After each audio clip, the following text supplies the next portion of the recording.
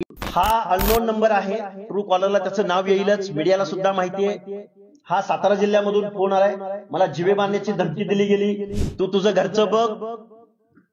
घरचं बघ, या भानगडीत पडू नको। तुझ्या मागं कुत्रं नाही, अरे माझ्या मागं कुत्रं नाही, कुणाच्या मागं कुत्रं आहे ते समाज ठरवेल ना। त्यामुळे जीवे मारण्याच्या धमक्या ह्या नित्याच्याच आहेत। जेव्हा मी राज्य मागासवर्ग आयोगाचा राजीनामा दिला आणि मीडिया समोर आलो, त्यावेळी सुद्धा मला जातीयवादी ठरवलं गेलं।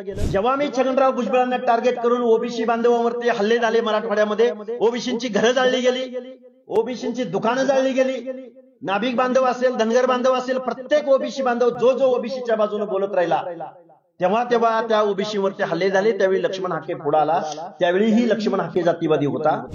लक्ष्मण हाके उपोषणाला बसला, त्यावेळीही लक्ष्मण हाके जातीवादी होता। लक्ष्मण हाकेने भुजबळांचं समर्थन केलं, त्यावेळी लक्ष्मण हाके जातीवादी होता।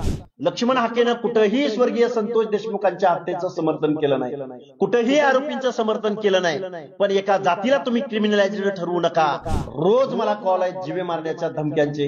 गाडीला कट मारला जातो, गाडीच्या पुढे लोक येतात, गाड्यांच्या आडवं लोक येतात। एखाद्या हॉटेलमध्ये चहा प्यायला जरी मी बसलो तरी 5 मिनिटात 10 मिनिटात तिथं माणसं गोळा होतात। हा अननोन नंबर आहे। ट्रू कॉलरला त्याचं नाव येईलच, मीडियाला सुद्धा माहिती आहे।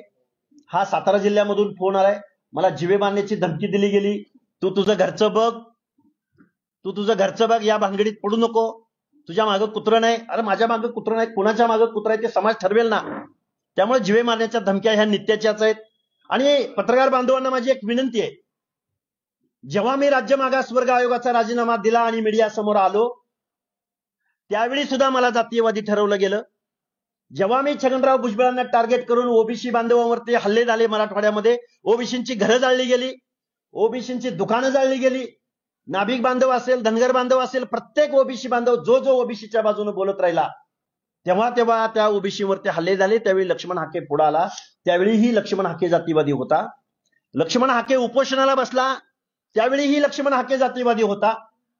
लक्ष्मण हाकेने भुजबळांचं समर्थन केलं, त्यावेळी लक्ष्मण हाके जातीवादी होता।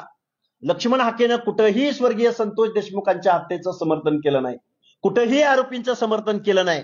पण एका जातीला तुम्ही क्रिमिनलाइज्ड ठरवू नका, अधिकाऱ्यांना टार्गेट करू नका, शिक्षकांचा काय संबंध, असं ज्यावेळी लक्ष्मण हाके बोलला, त्या दिवशी या महाराष्ट्रातल्या रोज मला कॉल आहेत जीवे मारण्याच्या धमक्यांचे। गाडीला कट मारला जातो, गाडीच्या पुढे लोक येतात, गाड्यांच्या आडवं लोक येतात। एखाद्या हॉटेलमध्ये चहा प्यायला जरी मी बसलो तरी 5 मिनिटात 10 मिनिटात तिथं माणसं गोळा होतात। हा जो प्रश्न आहे या महाराष्ट्रामधला, सामाजिक न्यायाची भूमिका घेत असताना जर अशी लोक बोलत असतील तर याची दखल मुख्यमंत्र्यांनी